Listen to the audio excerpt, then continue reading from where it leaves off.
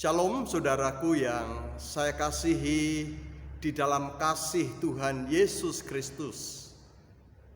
Siang hari ini saya akan membagikan akan berkat Tuhan yang saya renungkan, yang saya baca, dan kiranya ini juga menjadi berkat buat seluruh pemirsa dan jemaat yang kami layani.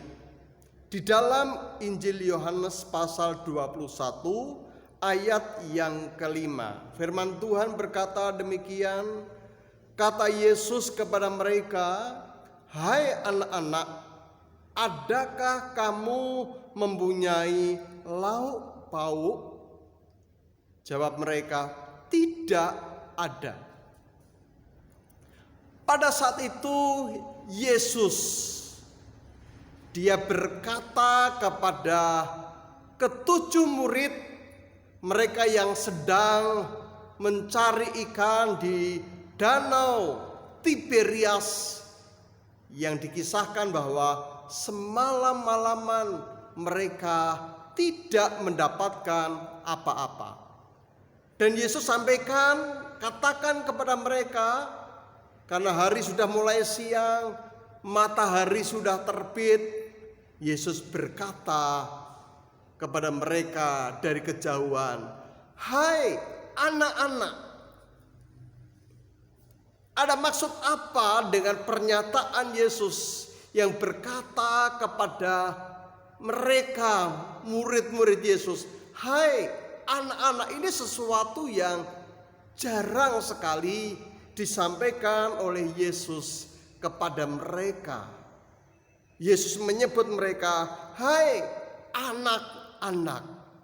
Nah, konteksnya adalah pada saat itu berbicara tentang Yesus yang berkali-kali menampakkan diri kepada murid-murid karena mereka pun susah sekali untuk percaya akan berita kebangkitan itu. Sehingga ketika Yesus katakan kepada mereka, "Hai anak-anak." Saya mengambil bagian yang lain di dalam Injil Lukas pasal yang ke-24, itu tentang perjalanan dua orang pengikut Yesus, yaitu Kleopas dan temannya. Pada saat itu mereka bercerita kepada Yesus yang saat itu berjalan bersama-sama, namun mereka tidak memahami bahwa itu adalah Yesus. Mereka bercerita panjang lebar tentang pribadi Yesus. Mereka bercerita panjang lebar tentang perempuan-perempuan yang sudah menjumpai akan peristiwa Yesus yang telah bangkit, namun mereka belum percaya. Dan kemudian Yesus berkata kepada mereka, "Hei kamu orang bodoh, hatimu lamban." Saya kira hal inilah yang ingin disampaikan oleh Yesus. Mengapa Yesus berkata kepada murid-murid yang menjala ikan sepanjang malam mereka tidak mendapatkan apa-apa, dan Yesus berkata, "Hai anak-anak." Karena memang pada hakikatnya, pada intinya adalah bahwa mereka itu masih bodoh. Bodoh dalam hal ini artinya adalah pribadi yang mudah untuk dikelabui. Sebagai contoh seperti ini, saya kira ini adalah ciri dari anak yang mudah dikelabui. Kalau ada seorang anak, kemudian anak ini dia memegang uang 100.000. Kemudian orang tuanya datang, dia membawa sebuah balon. Kemudian orang tuanya bilang, "Nak, aku ganti uangmu dengan balon ini, mau ndak? Ini lebih menarik, ini lebih bagus." Namanya anak-anak, dia merasa bahwa balon ini lebih bernilai daripada uang, maka uang itu akan diserahkan kepada orang tuanya dan dia menerima balon. Kalau Anda sebagai orang tua, tentu Anda tidak ingin mendapatkan balon dan melepaskan uang 100.000. Bapak Ibu paham dalam hal ini? Itu ciri anak mudah dikelabui.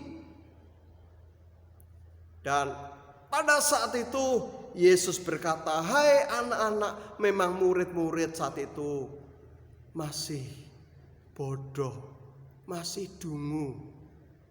Susah sekali untuk mereka itu percaya akan berita kebangkitan Yesus. Kemudian yang kedua, ciri dari anak itu, hatimu lamban. Ya, hatimu lamban, terlalu lamban untuk mempercayai akan firman Tuhan yang disampaikan oleh para nabi sebelumnya. Saudara yang dikasihi oleh Tuhan, kadang kita juga sama seperti murid-murid ini, susah untuk percaya. Hati kita lamban untuk kita mempercayai.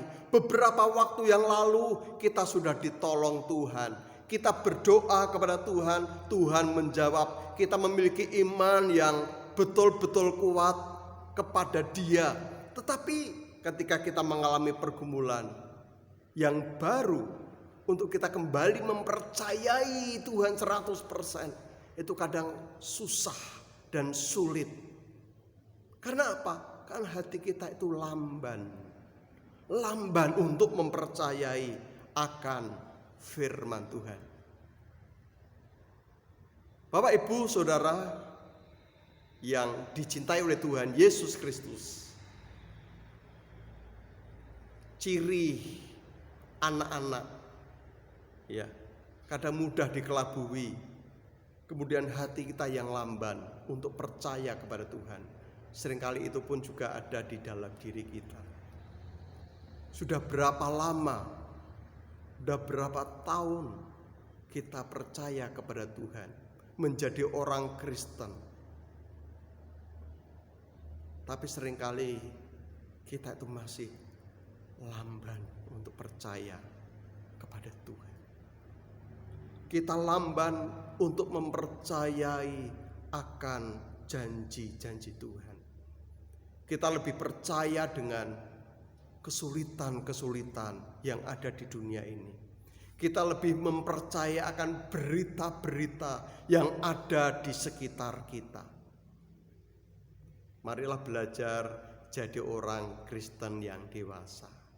Tidak mudah dikelabui. Dan kita bisa percaya dengan sungguh-sungguh kepada Tuhan. Karena Dia adalah Tuhan yang menepati janji-janjinya. Jangan kau ragu, jangan kau bimbang kepada kuasa Tuhan. Tuhan Yesus memberkati kita semua.